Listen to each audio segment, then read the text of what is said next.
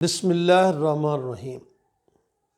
آج کی تاریخ کے اندر آدھی سے زیادہ دنیا میں لاک ڈاؤن کا شور سنا جا رہا ہے۔ یہ لاک ڈاؤن کیا ہے، اس میں ہم کیا کر سکتے ہیں اور اس کے ذریعے کس طریقے سے کرونا وائرس سے ہم بچ سکتے ہیں۔ آج کی اس مختصر گفتگو میں آپ کے سامنے یہی بات رکھنا چاہ رہا ہوں۔ 3 طرح کی آئسولیشن ممکن ہے۔ پہلی آئسولیشن جو بہت ہی سافٹ ہے، اس کو ہم کہتے ہیں اسٹے ایٹ ہوم، گھر میں رہیے۔ دوسری آئسولیشن جو ہے اس کا نام ہم رکھتے ہیں کہ سیلف آئسولیشنز ہیں، آپ گھر میں بھی ہیں لیکن اپنے آپ کو آپ نے دوسروں سے الگ کیا ہوا ہے۔ اور تیسری ہے جس کو ہم ریسٹرکٹڈ موومنٹ کہتے ہیں کہ آپ کسی بھی طرح کی کوئی بھی موومنٹ کسی بھی جگہ پہ نہ کریں۔ تو آج اس گفتگو میں ہم یہ بات کرنے کی کوشش کریں گے کہ یہ تینوں کیا ہیں اور ان تینوں میں ہمیں کیا کچھ کرنا چاہیے اور ہمیں کیا نہیں کرنا چاہیے تاکہ ہم کرونا کے اثرات سے بچ سکیں۔ سب سے پہلی جو ہے وہ اسٹے ایٹ ہوم ہے۔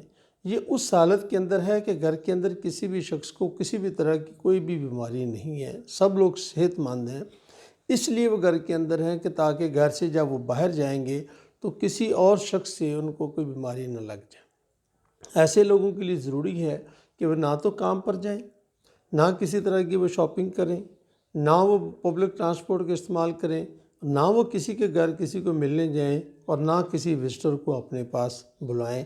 یہ بنیادی طور پر اسٹے ایٹ ہوم ہے۔ تو یہ آپ یہ سمجھیں کہ علیحدگی کی یہ سب سے پہلی سیڑھی ہے۔ یہ اسی وقت ممکن ہے کہ اس کے اچھے اثرات ہوں جب آپ کے گھر میں کسی کو کوئی پرابلم نہ ہو۔ دوسری ہے وہ اس کو کہتے ہیں وہ ریسٹرکٹڈ موومنٹس، اور اس سے پہلے جو ہے وہ سیلف آئسولیشنس ہے۔ سیلف آئسولیشن یہ ہے کہ اگر خدا نہ خواستہ آپ کو کوئی کھانسی ہے، بخار ہے یا اس طرح کے کوئی بھی چیزیں آپ کو ہیں تو فوری طور پر اپنے گھر کے اندر ہی کسی ایک کمرے کے اندر آپ اپنے آپ کو آئسولیٹ کر لیں اور کوشش کریں کہ آپ کا اپنے گھر کے والوں کے ساتھ بھی میل جول جو ہے وہ بند ہو جائے۔ اور تیسری جو ہے وہ سب سے اہم ہے کہ جب آپ کو خدا نہ خواستہ کسی طرح کے کوئی اثرات نظر آ جائیں تو ہم اس کو ریسٹرکٹڈ موومنٹ کہتے ہیں کہ اب آپ نے کسی سے نہیں ملنا۔ اس حالت میں سفر بھی نہیں کرنا، آپ نے بازار بھی نہیں جانا، شاپنگ بھی نہیں کرنی۔ اور سب سے اہم بات 2 ہیں جو اس سٹیج پر آپ نے کرنی ہے۔ پہلی یہ ہے کہ اپنے کسی بھی طرح کا کوئی بھی برتن، کوئی بھی کپڑا، کوئی بھی ٹاول، کوئی بھی چیز جو ہے وہ گھر کے کسی بھی فرد کے ساتھ آپ شیئر نہ کریں۔ اور دوسرا، شاید بہت سے لوگوں کو یہ بات بری لگے لیکن اب سائنس نے یہ ثابت کیا ہے موجودہ دور میں کرونا وائرسز کی تحقیق کے بعد کہ اپنے سے بڑی عمر کے لوگوں کو گھر کے اندر جو ہمارے بوڑھے ہوں ان سے آپ نے بھی کسی بھی طرح کا میل جول جو ہے وہ نہیں رکھنا، اس کو کم کرنا ہے۔